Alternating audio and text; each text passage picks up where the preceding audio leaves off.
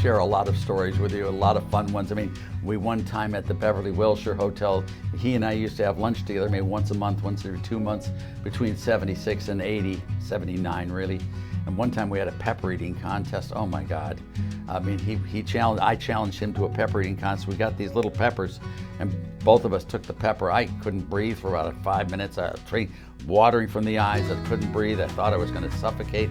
I finally started clearing up and I looked over. He was bright purple and he looked at me and said, "Okay, you ready for the second one, Art?" And I said, "You win, sir, stop." I mean, just a wonderful guy, fun, never used bad words, was funny but not risque, was great. You know, his exceptionalism, if I may say, he was not born in a manger. This is not God's son where he was born the way. The one thing that was really cool about Ronald Reagan is he learned from his mistakes and from his successes. And he really accentuated his successes and dropped his mistakes. He was the biggest tax increasing governor in history at the time he was governor. He raised the highest personal income tax rate from 9.2 to 11.2, raised the capital gains tax rate, raised the corporate rate, big social spending. He chaired the Equal Right Amendment, if you remember that at all. His legislation got rid of the anti-abortion statutes in the state of California. He was the pro-choice governor of California. You know, as time went on, how could that man become the greatest president in U.S. history? And the reason is he learned. And he learned from those mistakes while other governors, other politicians didn't. They just kept hanging on to their mistakes. The thing that made me so wonderful about Reagan was his ability to learn and to adapt and to go. He shifted policies because he learned, and that's what makes him the greatest president in my mind ever.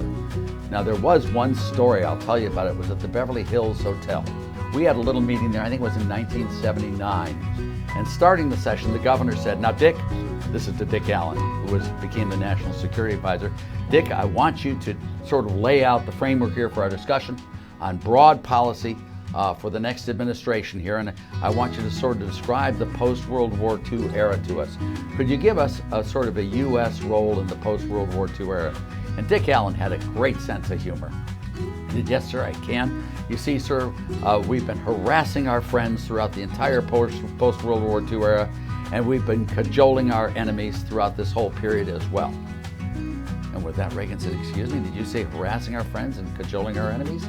He said, "Yes, I did, sir. We've been cajoling our enemies and harassing our friends." And Reagan looked at him with a little quizzical look there, and he said, "Well, Dick, what's been the consequences from those policies?"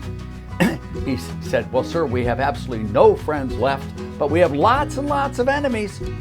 And Reagan, we all were cracking up at the table, but Reagan was not cracking up. He said, "Well, Dick, I guess we're just going to have to reverse those policies now, aren't we? We're going to have to make our friends stinking rich with supply-side economics and scare the bejabbers out of our enemies with Star Wars." Now, at that moment, I knew we had just won the Third World War and that this would be the greatest period of U.S. history. I mean, here is a man who just really encapsulated these ideas perfectly in that. I found that Reagan got mad at me several times because I thought what he did was wrong. Now, I thought overall he was the best president ever, so don't miss that.